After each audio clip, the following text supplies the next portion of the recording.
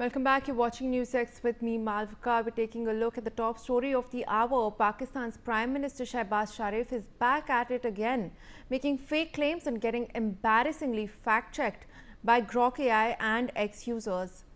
This time, Shehbaz Sharif has found himself in murky waters after a post shared on X where he claimed that India forcibly made its way into Kashmir. The Pakistan Prime Minister's antics know no bounds when it comes to spewing hate against India.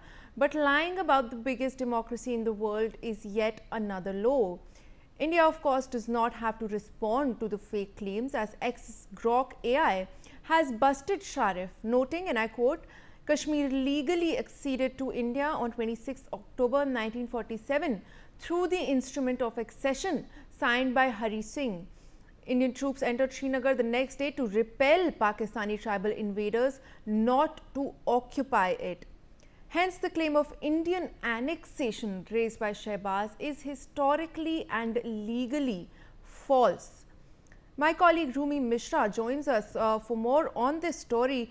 Rumi, once again, a highly embarrassing moment for the Pakistani Prime Minister. Take us through what has taken place and how he has been fact-checked by X. Yes, Malvika, absolutely. This was embarrassing for Shehbaz Sharif, and this is not the first time, but we'll get to it later. Shehbaz Sharif has obviously been fact-checked by Grok AI and users on X. Now, it's embarrassing considering the fact that a prime minister, a nation's prime minister, is making fake claims, and AI is fact-checking him here. Now, we can see that he has said that every year, the 27th of October marks the darkest day in the history of Kashmir. This is nothing else but hate against India that is being spewed by the Pakistani Prime Minister. He has called that India intensified its illegal and unilateral actions aimed at altering the demography and political status of Jammu and Kashmir. Well, we know that Pakistan has illegally occupied some parts of Jammu and Kashmir. We're not obviously going to get into that either. He has said that he's assuring Kashmiri people that they are not alone in their struggle. What struggle is it, Malvika, when Kashmiris are coming together to celebrate Indian festivals? Kashmir has seen the Indian tricolor being hoisted on the Independence Day, on Republic Day, year after year. They've said that the 240 million people of Pakistan are standing resolutely beside their Kashmiri brothers and sisters. Meanwhile, this is obviously a stark contrast to what's actually happening in Pakistan.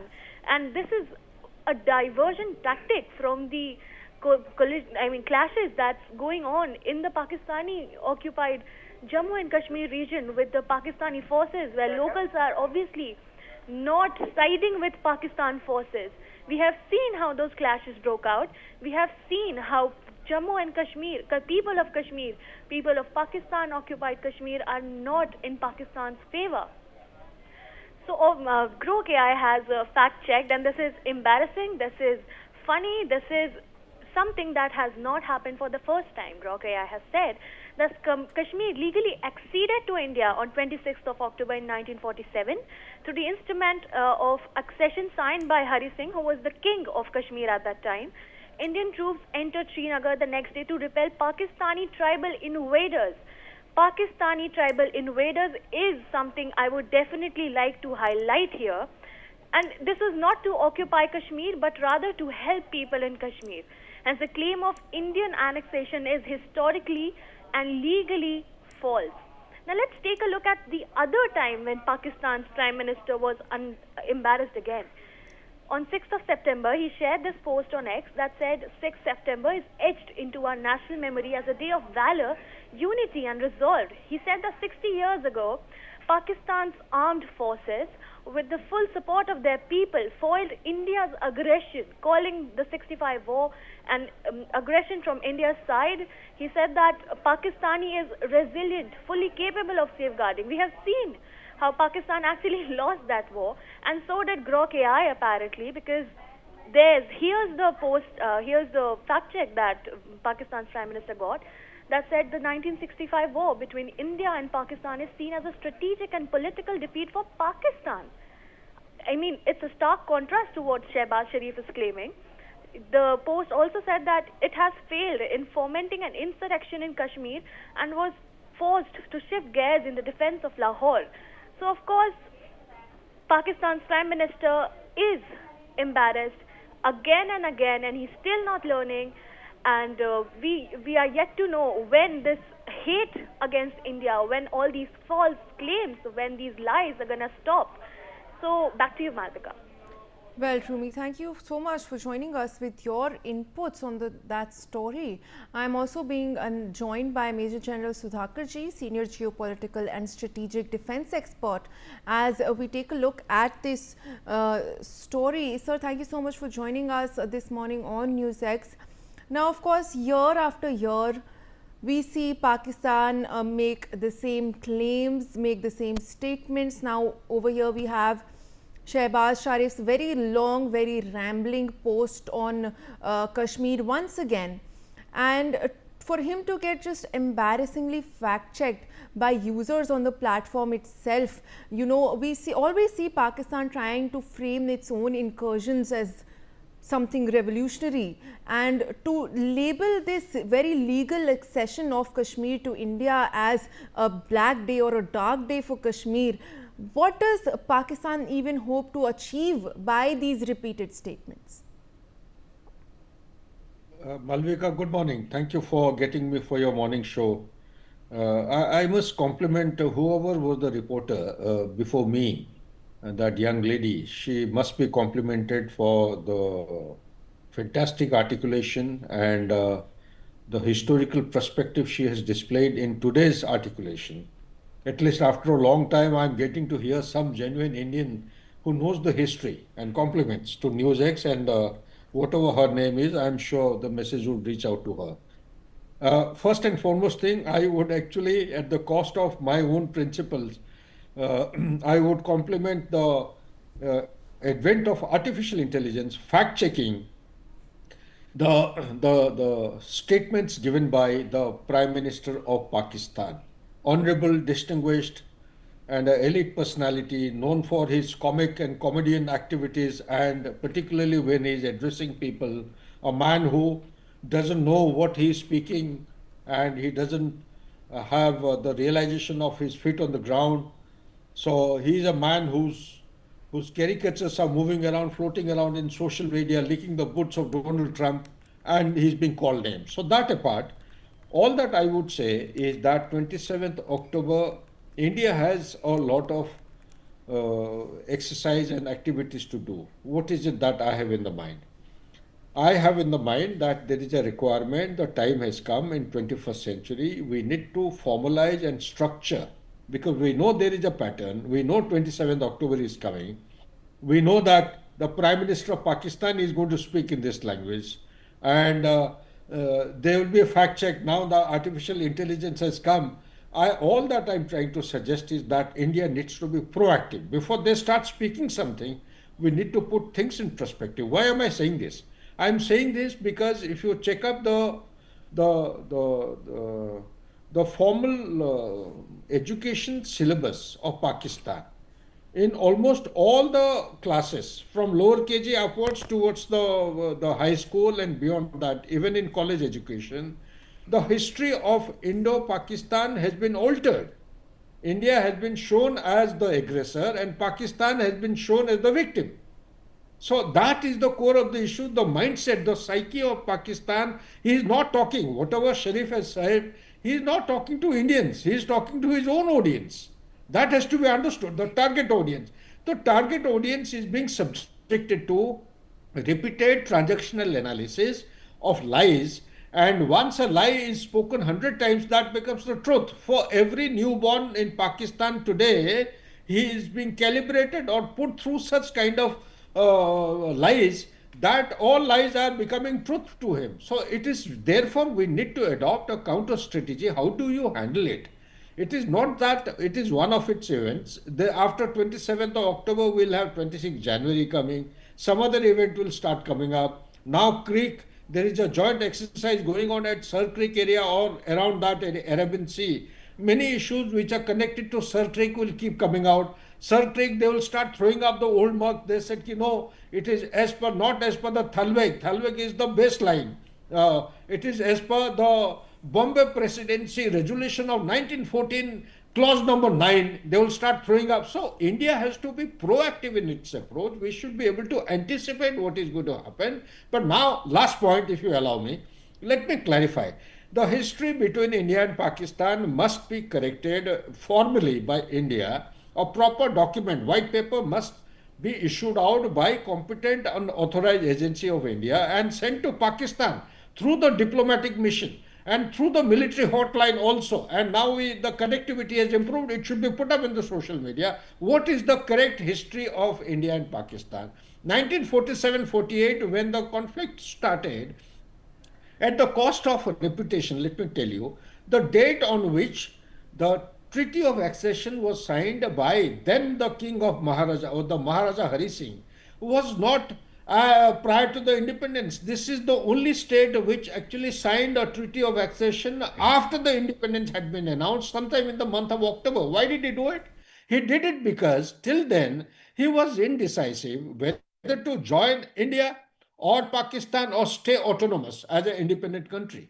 And to the best of my knowledge and understanding as a student of history, he had decided to stay independent. He didn't want to join either India or Pakistan. Why did he take this call of joining India?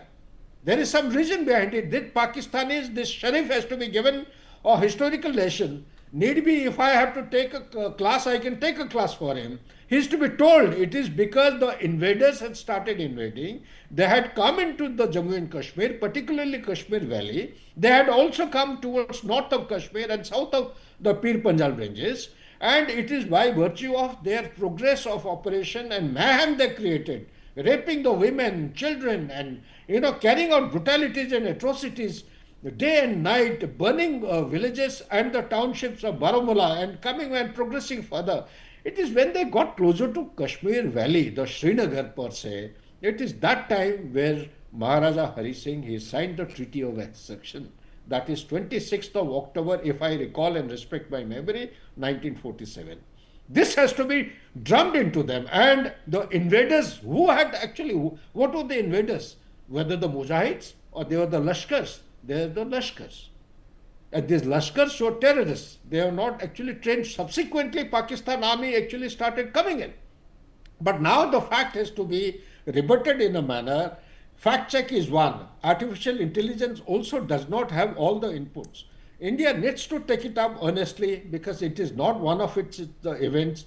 It will keep on happening in United Nations. It will keep on happening on such kind of media coverage. It will keep on happening elsewhere in global groupings. We need to take it up in earnest and in a formal, structured manner as part of a counter strategy in the information warfare at the national level, so that every issue raised by Pakistan is rebutted and protested in a structured and calibrated manner with no comeback, no backlash. Back to you, Malvika.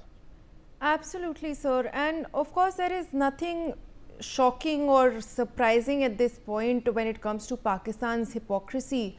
But to have them repeatedly bring up all of these claims regarding Kashmir, when we see Balochis, we see Pashtuns very loudly demanding freedom, very loudly speaking out against the Pakistani regime, what then does the world need to see, to call out Pakistan? And what is Pakistan's game plan here? Is it when they're speaking about Kashmir, completely ignoring Balochis and Pashtuns? Are they, is it deflection?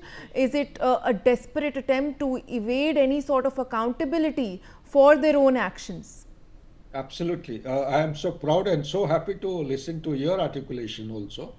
You see, this is what matters. When I say proactive strategy, in proactive strategy, the military science teaches that apart from clarifying the issues on which Pakistan has been found traditionally trying to manipulate the data and the facts and bring about lies, turning them into truth, you have to highlight those aspects where Pakistan is being found in the back foot. I'm glad that you brought up the point of Balochistan. Make them defensive. Why Balochistan? Talk about Tehrik Taliban Pakistan. They were the ones who have been given birth by Pakistan itself in 2007. Talk about the Taliban itself. It's the Imran Khan who kept on beating his chest and sent them to Afghanistan, calling that Pakistan finally has got out of the chains of slavery. And it has finally redeemed its lost status of the strategic depth. That same strategic depth has become strategic curse now. You bring about Hillary Clinton, who came in 2013 and told Pakistan that if you are nurturing snakes in your backyard, don't ever think that the snakes will continue to bite the neighbor. They will also turn around and bite you. Are you prepared for that? Bring up about the issues regarding what is happening, Punjabization of at one point in time, you, Malvika, you brought out a point about Balochistan. Do you know that Pakistan has got Baloch regiment? At one point in time, they had 27 or 32 battalions, this regiment, infantry regiment. Now they are left with only 2 regiments. What has happened to other regiments? They have been amalgamated with the Pakistan army, with Punjabis coming in, and whatever they have any identity of Balochis, they have been mixed up with majorly by the Punjabis and non-Balochis. They have lost the identity and entity. Such like issues must come out. Also, you must bring out, you youngsters, the future of India lies in your hand and how much you read. You must bring out that despite the standstill agreement in 1948, at gunpoint, the king of Kalat of Balochistan was brought to a particular place, I think Karachi, and Jinnah was standing there. In front of him, despite the standstill agreement, he was forced at gunpoint to sign the Treaty of Accession. Yes. This country, Balochistan, was a nation with bicameral parliament. Lower house, upper house, they have had constitution, they have a flag, and they had a democratic form of elections. These are the issues you people have to bring out. Bring out the issue regarding Pakistan occupied Jammu and Kashmir. If at all there is something pending between Pakistan and India, we need to retake, or Pakistan needs to give back illegally occupied Pakistan, occupied Jammu and Kashmir. They have to give back the Gilgit and Baltistan. They have to give back the Shaksgam Valley, which is 5,180 square kilometers.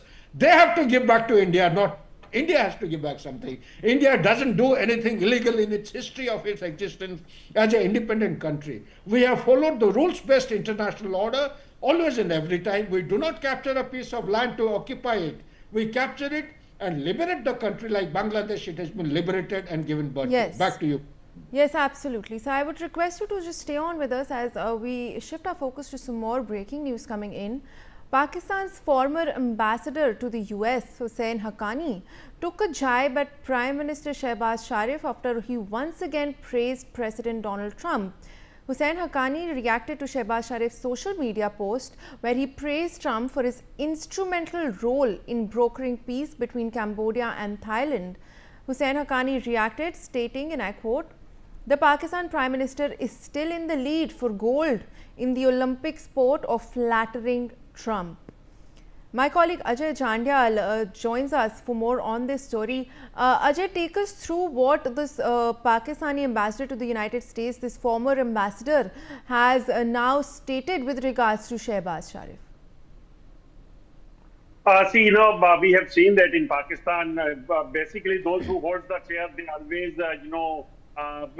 try to prove themselves good, and when they leave the chair, they always blame others. So that is what exactly is happening. And Haqqani in this, he says that my deep appreciation to President Donald Trump for his instrumental role in the advanced peace, through the Kuala Lumpur Accord, and that shows that basically Sharif, Prime Minister Sharif basically wanted to praise President Donald Trump, and why he is trying to do so. Basically, he is having hopes. He knows that he is the only person who can save Pakistan nowadays, because Pakistan is facing tough time because of the ongoing situation. And for that purpose, this envoy, former Pakistani envoy, is also raising question, and he's taking jibe on Prime Minister Shehbaz Sharif. Well, Ajay, thank you for joining us with those details. I also have with me Major General Sudhakarji, of course, Senior Geopolitical and Strategic Defence Expert, with us on the broadcast. Sir, after being fact-checked on X, Now, another embarrassment for the Pakistani Prime Minister, with his own former ambassador to the United States, calling out his very obvious overtures to the US president, and his attempts to align himself with the United States. And first Pakistan backed the Gaza peace plan, then they Shehbaz's own minister backed out of the peace plan, saying, this is against what Pakistan had initially agreed to. Now, once again, Shehbaz, tries to assault Trump. He tries to, cover up for his minister and say that, he played a very instrumental role when it comes to Thailand, Cambodia, when it comes to the Gaza peace plan. What does Pakistan wish to achieve with this? This very obvious bootlicking that we continuously see Shehbaz Sharif try to do with Trump. And when will the US also see it for what it is? Great. Malvika, very good question you have asked. In response, I know Haqqani Sahab, I know him very well. He's a man of conviction, man of letters. He reads a lot and very, very analytical in his articulations. You see, I can't compliment Mr. Haqqani enough. He has called out, he's learned for calling spade a spade. There are two countries in the world, as on today, which are heading towards a path. They're already on the path of self-destruction. One is United States of America, the second is Pakistan. So they are trying to, one is scratching the back of other, the other is, this is called a Mutual Admiration Club, MAD. MAD also has got a different connotation, mutual assured destruction, that I will not extend to elaborate.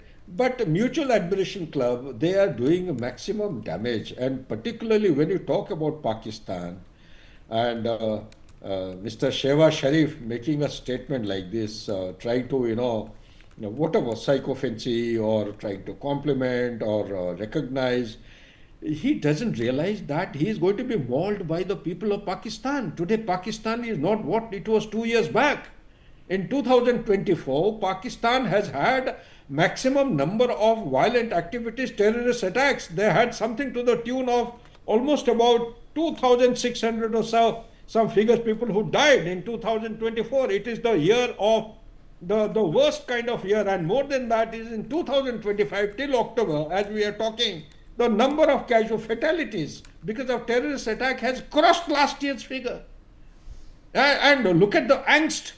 It is not only Taliban. For what purpose, what rational and logic do you have in rules-based international order to carry out aerial attack against a neighboring country, that is Afghanistan?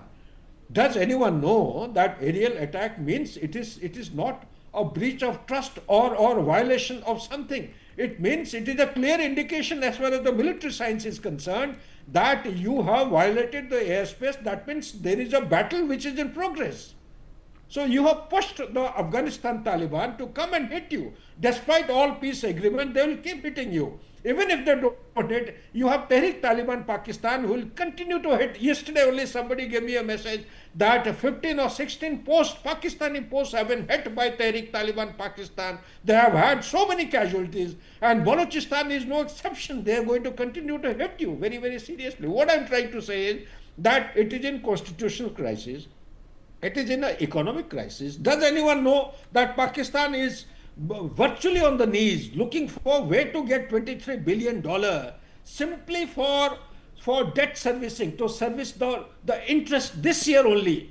Total debt, yes, they have is more than $200 billion, out of which the domestic debt is higher than that of external, and put together 30% of the external debt belongs to China. China has refused to roll over.